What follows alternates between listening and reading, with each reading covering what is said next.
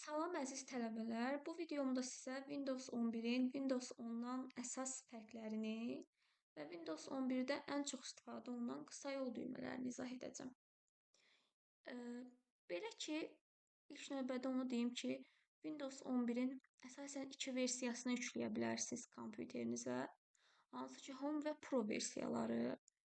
İndi bunların da özünüz araşdırıb hansı versiya uyğundursa sizə onu yükləyə bilərsiniz. Məndə olan Windows 11-in Pro versiyasıdır ki, bunu da bu hissədən kompüter simgəsinin üzərinə sıçanın sağ düyməsini klik eləyib, burada Properties hissəsindən daxil olub baxa bilərəm. Bu hissədə məndə yəni Windows 11 Pro-dur. Yəni bu formada buna baxa bilərsiniz. Bundan əlavə Windows 11-in Windows 10-dan əsas fərqlərindən biri də görünüşündədir. Yəni Windows 11-i yükləyib açdığımız zaman, yəni buna Windows 11-i onu öyrənən biri baxan kimi bilər ki, əsas dəyişiklik bunun görünüşündədir. Çünki Windows 10-da adi bu start menyusu yerləşirdi ekranın sol tərəfində, sol hissəsində burada yerləşirdi. Amma hal-hazırda Windows 11-də bu start menyusu yerləşir ekranın mərkəzində, mərkəzi hissəsində. Düzdür, biz bunu istəsək parametrlər hissəsindən sola yerləşdirə bilərik. Amma əsasən Windows 11-i yüklədiyimiz zaman bu yerləşir mərkəzdə. Bundan əlavə start menyusuna daxil olmaq üçün, yəni qısa yol düymələrimiz eyni formadadır. Burada hər hansısa bir dəyişiklik yoxdur. Yəni Windows 10-la eynidir.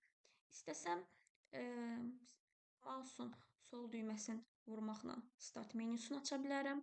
Bundan əlavə klaviaturadan Ctrl Escape düymə kombinasiyalarını vurub da start menyusunu aça bilərəm. Bir də Win düyməsini vurmaqla, yəni Windows düyməsini vurmaqla klaviaturadan yenə start menyusunu aça bilərəm. Bundan əlavə, burada əsas dəyişikliklərdən biri də odur ki, baxın, start menyusunda burada pin olunmuş proqramlar var və ən son istifadə olunmuş fayllarımız var bizim. Hansı ki, ən son bunları istifadə etmişəm mən və bunlar burada görsənir. Bir də pin olunmuş proqramlar da bunlardır. Yəni Windows 10-dan digər fərqlərindən biri də baxın elə bundan ibarətdir. Bundan əlavə Windows 11-in Windows 10-dan fərqlərindən biri də parametrlərdədir. Yəni settings hissəsində settingsin görünüşü ilə əlaqədardır daha doğrusu. Və parametrlər hissəsinə daxil olmaq üçün ya Win-i düymə kombinasiyalarından istifadə edərəm, bu formada daxil olaram. Baxın, Windows 10-u yenə deyirəm, öyrənənlər artıq baxan kimi görəcək ki, burada settings hissəsi fərqlidir. Görünüş olaraq fərqliliklər var. Bir deməli Windows, Win-E düymələr kombinasiyası ilə daxil oldum. Bir də deməli buradan display settings var, ekran parametrləri. Buradan da istəsəm, baxın bu formada daxil ola bilərəm.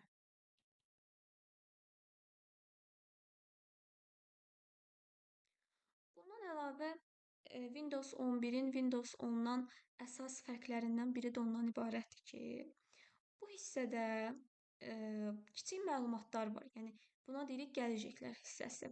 Baxın, misal üçün hava proqnozudur, oyunlardır. Yəni əlavə məlumatlar var burada. Və hansı ki Windows 10-da belə bir hissə yox idi. Yəni bu da əlavə olunmuş yeniliklərdən biridir. Bundan əlavə Windows 11-in Windows 10-dan digər fərqli cəhətlərindən biri də burada Microsoft-la bağlıdır.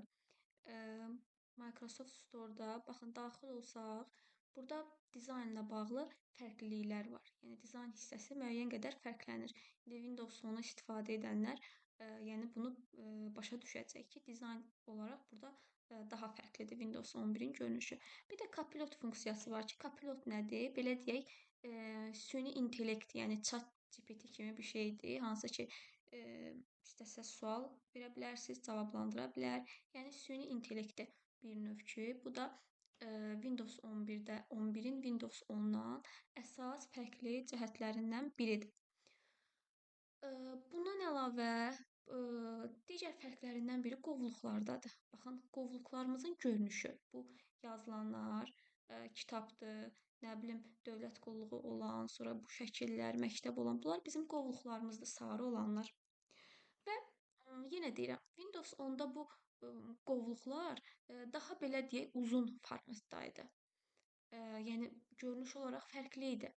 Amma hal-hazırda Windows 11-də görünüş olaraq belə deyim, daha enlidir. Yenə deyirəm, Windows 10 istifadə edən bu baxan kimi bu görünüşü yenə də hiss eləyəcək. Dediyim kimi, qovluqların dizaynında, ümumiyyətlə Windows 11-in Windows 10-dan əsas fərqli xüsusiyyətlərindən biri dizayndır, yəni. Görürsüz ki, dizayn olaraq ümumi görünüşündə fərqliliklər var. Məsələn, dedik, start menyusu soldaydı, Windows 10-da hal-hazırda mərkəzdədir. Yəni bu formada dizayn görünüşündə fərqlər var. İndi qovluqlar da uzun formatdaydı Windows 10-da, burada isə hal-hazırda enli formada qovluqlarımız var. Bundan əlavə elə qovluqlardan danışmışkən danışa bilərik qovluğun kontekst menyusundan. Qovluğun kontekst menyusunu açmaq üçün mən mausun sağ düyməsindən istifadə edəcəm. Baxın, burada bu formada dəyişiklik var. Yəni görünüş olaraq yenə Windows 11 Windows 10-dan fərqlənir ki, qovluğun kontekst menyusunda görünüşündə fərqliliklər var. Amma burada Show More Options hissəsi var ki, bura daxil olsaq, baxın Windows 10-la bu eynidir. Demək olar ki, yəni eynidir Windows 10-la. Çünki belə deyək, Windows 11-də çətinliyi olanlar bu formada Options hissəsindən daxil olub Windows 10 kimi bunu istifadə eləyə bilərlər. Bundan əlavə faylların kontekst menyusuna baxsaq, baxın, faylların kontekst menyusu da bu formadadır. Burada da Show More Options hissəsi var ki, yenə daxil olsam, bax bu hissə Windows 10-la eynidir. Yəni bu formada faylların da kontekst menyusunu açıb belə istifadə edə bilərsiniz.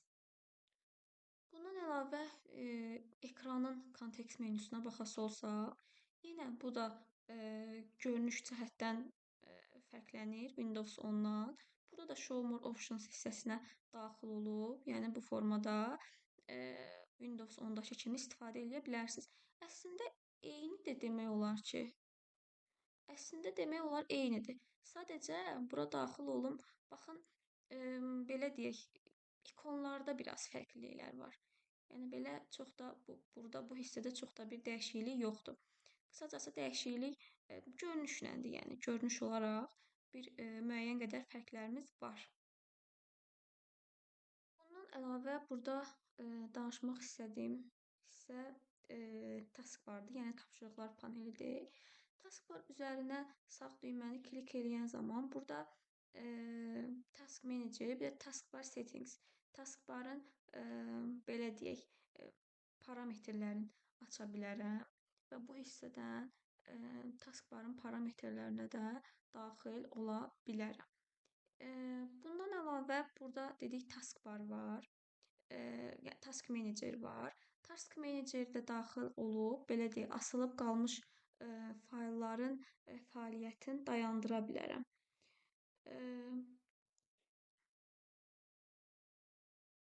Buradan istəsəm Task Manager-ə bu hissədən də daxil ola bilərəm.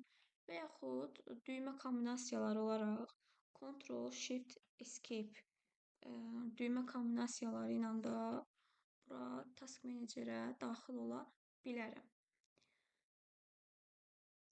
Bir də burada bildirişlər hissəsi var ki, yəni burada bildirişlər paneli var, Notification Area hissəsi və bunlar da sanki bir yerdə belə deyək fəaliyyət göstərir ki, buna da deyirik bildirişlər sahəsi. Bu formada. Bundan əlavə danışa bilərik Paint proqramından. Paint proqramında da Windows 11-də müəyyən qədər fərqliliklər var. Gəlin baxaq.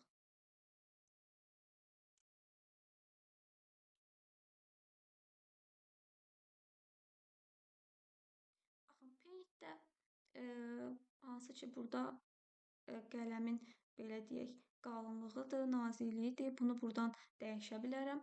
Hansı ki, Windows 10-da, yəni bu formada deyildi. Windows 10-da Paint hissəsində fərqlilik var idi.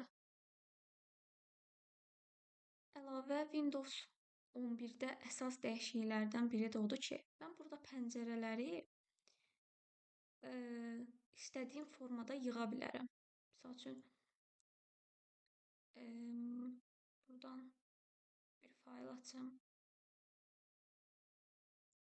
Baxın, bu formada. Buradan gəlib, istəsəm bunu dördlü yığaram, üçlü yığaram, ikili yığaram. Yəni, hansı formada istəsəm, baxın, gətirdim. İndi bu bir hissəyə də istədiyim hər hansısa bir proqramı gətirib yerləşdirə bilərəm. Yəni, bunu da Windows 11-də bir yenilikdir. Yəni, yerinə yetirmək mümkündür. İndi mən sizə danışmaq istəyirəm əsas istifadə olunan qısa yollardan. Gəlin Windows 10 ilə Windows 11-də eyni olan qısa yollara baxaq. Hansı ki, bəzi qısa yollar var ki, onlar dəyişmir. Məsəl üçün, hər hansısa bir pəncərəni bağlamaq üçün Alt F4 düymə kombinasiyalarından istifadə edirdim ki, bu Windows 10-da da, Windows 11-də də eynidir. Bundan əlavə aktiv bir pəncərəni dəyişmək üçün Alt tabdan istifadə edirdim. Windows 10-da da, Windows 11-də də eynidir, eyni olaraq qalır. Bundan əlavə ekranı kilidləmək üçün Windows L düymə kombinasiyalarından istifadə edirdim. Yəni Win L. Hal-hazırda ekranı kilidləməyəcəm. Yəni Windows 10-da da, Windows 11-də də bu qısa yol eynidir. Bundan əlavə Windows Y var ki, Windows E ilə mən File Explorer pəncərəsini aça bilərəm. Bundan başqa ayarlara settings hissəsini, yəni ayarlara daxil olmaq üçün bunu bayaq da göstərdim. Windows E, Win E düymə kombinasiyaları ilə ayarlara daxil ola bilərəm. Bu da Windows 10-da da eynidir, Windows 11-də də eynidir. Bir problem yoxdur. Bundan əlavə Task Manager-i açmaq üçün Ctrl Shift Escape düymə kombinasiyalarından istifadə edə bilərəm. Yenə bunu da bayaq göstərdim. Dedim ki, yenə Windows 10-la Windows 11-də bir fərq yoxdur, eynidir. Bundan əlavə, tutaq ki, hər hansısa bir proqrama daxil oldum və desktopa, yəni masa üstünə qayıtmaq üçün Windows D düymələr kombinasiyasından istifadə edib bu formada ekrana qayıda bilərəm. Bu da yenə Windows 10-la Windows 11-də eynidir. Bundan əlavə ekranın görüntüsü üçün Windows Shift S düymə kombinasiyalarından istifadə edə bilərəm. Windows Shift S düymə kombinasiyasından istifadə edib ekranın görüntüsünü çəkə bilərəm. Baxın, bu qısa yollar Windows 10-la da, Windows 11-də də eynidir. Qısa yollar. İndi gəlin, yalnız Windows 11-ə məxsus olan qısa yollar var ki, gəlin hal-hazırda o qısa yollardan danışaq. Məsəl üçün, yenə bir faylı açdım. Məsəl üçün, Windows Z düymə kombinasiyası var. Buna da deyirik Snap Layout. Yəni, pəncərəni ekranın hansısa hissəsinə yerləşdirmək üçün istifadə olunur. Bayaq əslində buradan bunu da göstərdim. İndi qısa yol olaraq bunu deməmişdim. Yəni Win Z düymə kombinasiyalarını vursam, baxın, bu hissələr aktivləşir. Yəni mən indi bunu hansı hissəsinə istəsəm yerləşdirə bilərəm. Deməli, bu oldu Windows Win Z düymə kombinasiyası. Bundan başqa bayaq dedik ki, burada widgetslər var, yəni hansı ki, kiçik məlumatlar olan hissə. Bunu da belə deyək, qısa yol istəsək, düzdür, buradan da daxil ola bilərik. Amma qısa yol olaraq da, hansı ki, bu da sırf Windows 11-ə məxsus olan bir xüsusiyyət olduğu üçün qısa yol olaraq WinW düymə kombinasiyalarından istifadə edərək, baxın, bu formada daxil ola bilərəm. Bundan başqa Quick Settings hissəsi var. Yəni sürətli parametrlər. Windows A-nı vurmaqla bu hissədə Quick Access-ə daxil ola bilərəm. Bundan əlavə yenə bildirişlər hissəsini açmaq üçün isə Notification Center. Baxın, bu hissəni açmaq üçün Windows N, yəni Win N düymə kombinasiyalarından istifadə eləyə bilərəm. Notification Settings, baxın bu hissə. Bundan əlavə bir hissəni deməmişdim ki, Microsoft Teams ilə əlaqələndirmə var Windows 11-də. Bu da sırf Windows 11-ə aid olan bir xüsusiyyətdir ki, Windows Win-C düymə kombinasiyalarından istifadə etməklə bunu yerinə yetirə bilərəm. Bundan başqa yeni bir desktop açmaq üçün Windows Ctrl+D düymə kombinasiyalarından istifadə edərək bu formada aça bilərəm. Deməli, düymə kombinasiyalarım necə oldu? Windows Ctrl+D. Onu da qeyd edeyim ki, yeni desktop yaratmaq üçün, yəni Windows Ctrl+D, Windows 10-la eynidir. Sadəcə görünüş cəhətdən görünüşündə biraz fərq var. Amma düymə kombinasiyaları eyni olaraq qalır. Windows 11-in Windows 10-dan qısa yol düymələri olaraq da əsas fərqli cəhətləri bunlar idi. Hələlik bu videonu burada sonlandıracağam. Əlavə yenə hansı hissələri, hansı ki settings hissəsidir, onlara daha çox toxunmadım. Onları da yeni videoda çəkib sizlərə təqdim eləyəcəm.